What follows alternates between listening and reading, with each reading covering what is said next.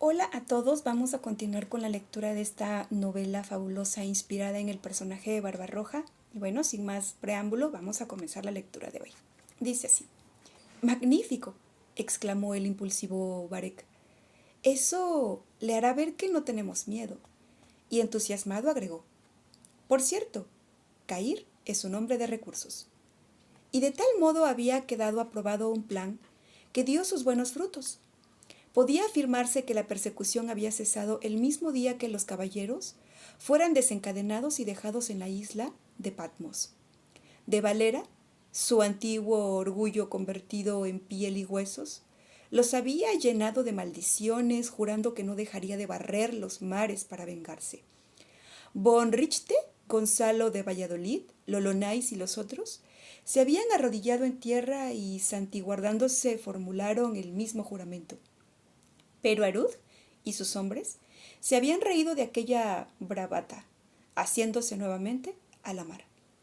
Luego de aquella aparente solución a tan agudo problema, la tripulación de la Venganza buscó los modos de proveerse en abundancia y de obtener algunas riquezas, amén de renovar su plantel de remeros voluntarios por esclavos que fueron capturados en poblaciones costeras de menor cuantía. Cerca de un año después de estas correrías y seguros de que los caballeros de Rodas habían decidido posponer su revancha hasta la próxima oportunidad, Arud y sus oficiales habían acosado a Cair demandándoles explicara de qué sortilegio pensaba valerse para procurarse en poco tiempo no solo de barcos de guerra, sino las tripulaciones que harían falta para completar una flota capaz, en poderío, de hacer frente a la flota de los antiguos caballeros de San Juan de Jerusalén, convertidos hoy en denodados corsarios. Tengo un plan que os pondré en conocimiento oportunamente, respondió Cair. Pero antes habréis de concederme una gran merced. Deseo ir a Mitilene, para ver a nuestra madre y comprobar si cierta persona cumplió la palabra empeñada. El pelirrojo joven demostraba en cada ocasión ser muy hábil, pues al prometerles la posible realización de un osado plan, asociaba el interés de los ambiciosos hombres de mar e impedía que formularan observaciones a su deseo de ir a su isla natal y encontrarse con Zeneida y con su hijo. Pero Cair no demostraba solamente tener claridad de visión. Gradualmente, en muy poco tiempo, su cuerpo se había hecho a la dureza y aún la penuria de aquella existencia erizada de peligros y ensombrecida por la constante presencia de la muerte. En la actualidad era un joven alto, robusto, de potentes y musculosos brazos, de prodigiosa fuerza y extrema habilidad en el manejo de las armas. Su retrato de aquel tiempo nos muestra a un joven con turbante y ropas orientales, una ancha faja de color sujetando el pantalón follado, por encima de la cual asomaba las empuñaduras de 2 puñales y un corto y pesado alfanje. Lo que más sobresalía en su aspecto era aquel esbozo de rojiza barba que tanta nombradía habría de darle. Eso y el intenso mirar y brillo en sus ojos. Si bien su actuación armada había sido escasa en sus pocas intervenciones, había demostrado poseer un valor temerario y la implacable resolución de los hombres que lo ignoran, que no ignoran que la piedad empieza por el propio cuerpo.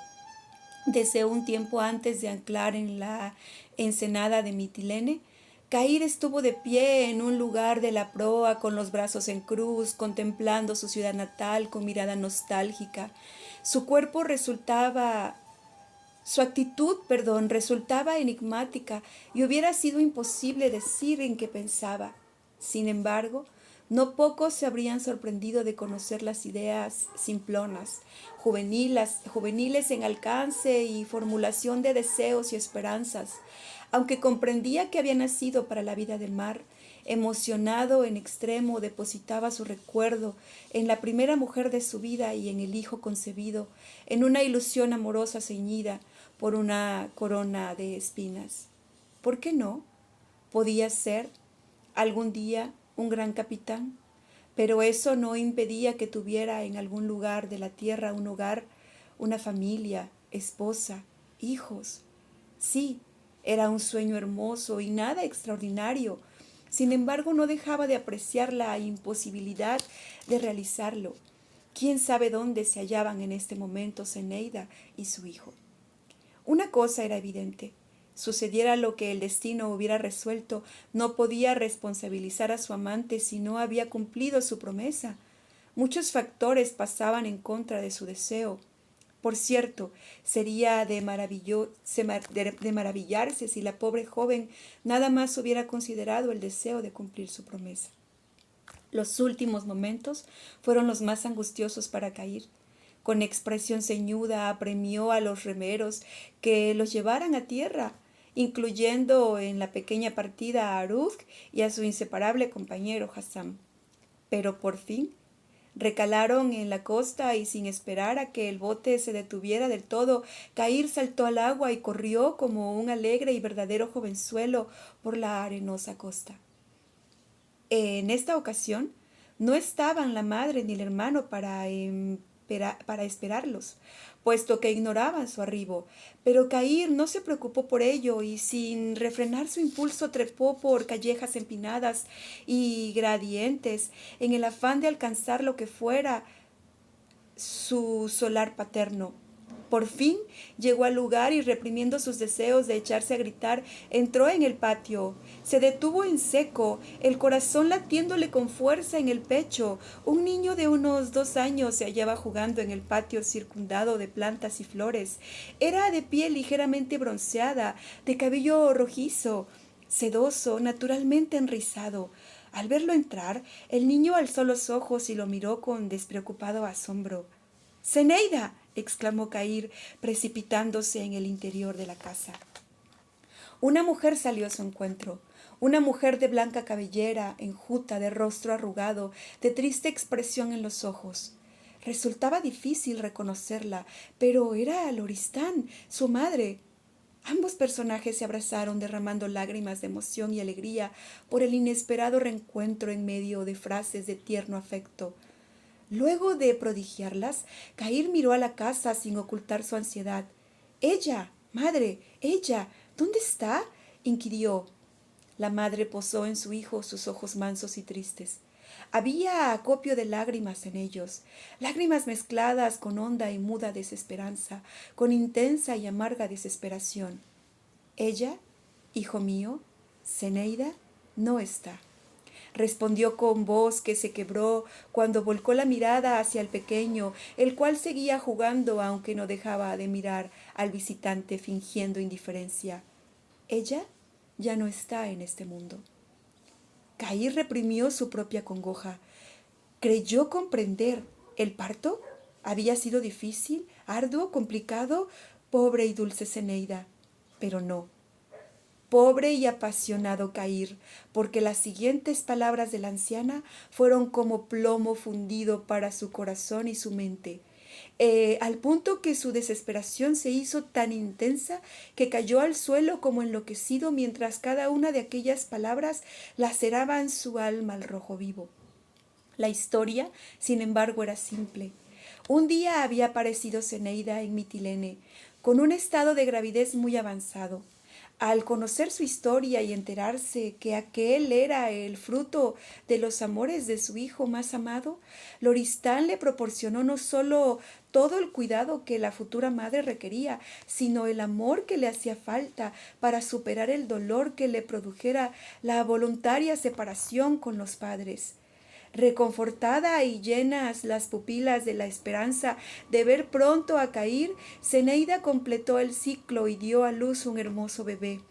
Todo el proceso fue feliz y no se presentó complicación alguna, al punto que una semana después ya estaba ella en pie ayudando en las tareas del humilde hogar. Así transcurrió cerca de 1 año. Todas las tardes se asomaba Zeneida a la costa en la esperanza de ver la nave en la que su amado regresaría al hogar paterno para conocer a su hijo.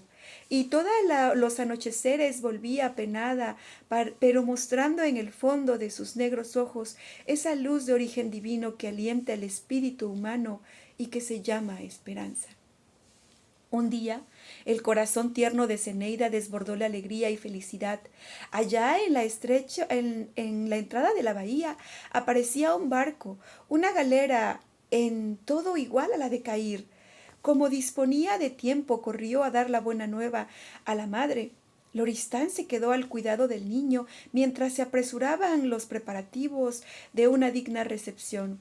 Zeneida era en esos instantes la mujer más dichosa de la tierra, y en medio de su afanoso trajinar no quitaba los ojos de la costa hasta que la galera fondeó a cierta distancia y de ella se desprendieron 4 botes, repletos de hombres, de guerreros con yelmos y corazas que reflejaban intensamente el resplandor solar. Un coro general, un solo clamo de miedo se extendió por la población a la vista de aquellos hombres, en los cuales la dolorosa experiencia de los isleños reconociera a los enemigos tradicionales que de tiempo en tiempo asolaban la isla. En una palabra, se trataba de los temibles caballeros corsarios de Rodas. En temeroso clamor se extendió por toda la isla, en medio de las corridas de un lado a otro de hombres y mujeres que procuraban ponerse a salvo y tener un buen recaudo de sus bienes y su vida. Viendo y oyendo todo esto, Zeneida había quedado como paralizada, negándose a admitir su tremendo error. Y los soldados de yelmo y coraza ya se habían desparramado por las callejas de Mitilene, sembrando el dolor y la muerte. 40 bien armados y crueles guerreros bastaban para sembrar la violencia y la destrucción entre miles de pacíficos isleños, y los gritos de alarma y temor sucedieron los de dolor, desesperación y muerte. Pero los incursores, según pronto se vio, no venían solamente con el afán depredatorio. Realizadas las operaciones de limpieza, un grupo importante empezó a subir por las calles empinadas y retorcidas, terminando por dirigirse en derechura a la casa paterna de Cair y sus hermanos. Antes de que llegaran a ella, sin embargo, hizo su aparición Isaac, el hermano mayor. El mercader había conseguido esconderse para evitar la injuriosa leva de esclavos, pero enterado de que el jefe de los incursores preguntaba por la casa de Cair y convencido de que algún tremendo y desconocido mal amenazaba a los suyos, corrió a prestarle su atención. Gesto noble y denodado que por desgracia no tuvo un final loable, porque Isaac no hubo conseguido aún armarse cuando la partida de caballeros hizo su violenta irrupción en la casa. El cabecilla abordó con insolencia a la madre, demandando que le dijera dónde se escondía el infame pirata Cair. Loristán respondió que no lo sabía, y arrastrada por la indignación y el dolor del recuerdo, la anciana increpó duramente a los incursores, deseándoles un fin calamitoso por su impiedad y falta de escrúpulos. En este momento apareció Isaac, que fuera sorprendido con armas en mano y conducido a la rastra por algunos soldados. El cabecilla dio la fría orden de que llevaran al prisionero a unirse al grupo de esclavos ya seleccionado y que empezaba a ser trasladado a la galera. Ordenó que aquellos caballeros se apresuraran a cumplir, a pesar de la denodada, aunque inútil resistencia ofrecida por el hijo mayor y los gritos y el llanto de las 2 mujeres. Fue entonces cuando el cabecilla reparó en la presencia de la joven que retenía a su hijo fuertemente contra su pecho. Le preguntó quién era. A gritos orgullosamente y alzando la cabeza con altivez, Zeneida respondió que era la esposa de Cair. ¿De Cair? El valiente que se ha burlado de vosotros y os ha inferido una sangrienta befa. A juzgar por el afán y el odio con que lo perseguís, gritó la joven madre enardecida. Uno de los caballeros se inclinó a oídos del cabecilla y le dijo algunas palabras. El jefe miró sorprendido a la madre y al niño, luego estalló en carcajadas. —¡A fe mía! ¿No tenéis ideas originales, mi buen Lolonais? —exclamó. —Sí, tenéis razón. El maldito corsario irá, si es necesario, al mismo infierno para recobrar a su hijo, y es allí donde nosotros lo esperaremos. Terminando de decir lo cual, el citado cabecilla hizo un gesto y 2 hombres se lanzaron sobre Zeneida en el torpe propósito de quitarle a su hijo. La joven madre luchó como una leona, siendo secundada por la anciana. Pero ¿qué podían hacer 2 débiles y desvalidas mujeres frente a la fuerza y la violencia y la violenta resolución de 2 energúmenos? Uno de ellos consiguió al fin arrebatarle el niño a Zeneida y se dio vuelta y ya se alejaba con él cuando la madre, en una reacción propia de la desesperación, sorprendió al otro soldado y le quitó el puñal que llevaba al cinto. Instantes después el felón que se llevaba al niño caía con él todavía en los brazos, atravesado por una feroz puñalada. Viendo lo cual, el otro soldado, en un impulso netamente asesino, maniobró con la espada que tenía en su mano, y la infeliz Zeneida cayó a su vez, atravesado su esforzado corazón por la criminal estocada. Los gritos de horror lanzados por la anciana confundieron tanto a los incursores que, viendo al soldado, la mujer y el niño presumiblemente muertos, pues el pequeño, al caer, habiéndose golpeado la cabeza, yacía tan yerto como su madre, perdieron el valor y se alejaron a buen paso, dejando atrás la más negra aflicción. El bondadoso señor de las alturas no extremó, sin embargo, sus designios. Concluyó la anciana su doloroso relato, porque el pequeño Hassan solo había perdido el conocimiento, en cambio ella, tu amada esposa, hijo mío, había pasado a mejor vida. Los hombres, rugió Caín, revolcándose sobre las sangrientas miasmas de su desesperación. Los nombres de los asesinos, madre, los nombres, repitió Loristain contemplando con estulticia a su hijo. No sé, aunque, espera. El llamado Lolonais, al dirigirse al cabecilla, le dijo: señor de Valle. No, de Valla. ¿Valladolid? Sí, eso es. El otro, el que hirió a Zeneida, fue el primero en alejarse cuando uno de sus compañeros le dijo en tono de reproche: ¿qué has hecho, Changres? Llevarás sobre tu conciencia la muerte de esa mujer, a menos que te confieses y hagas penitencia por ello. Bueno, pues vamos a dejar hasta aquí. Vienen ruidos de tren pronto y no quiero que interrumpan la lectura. Mañana continuamos. Muchísimas gracias. Feliz jornada para todos.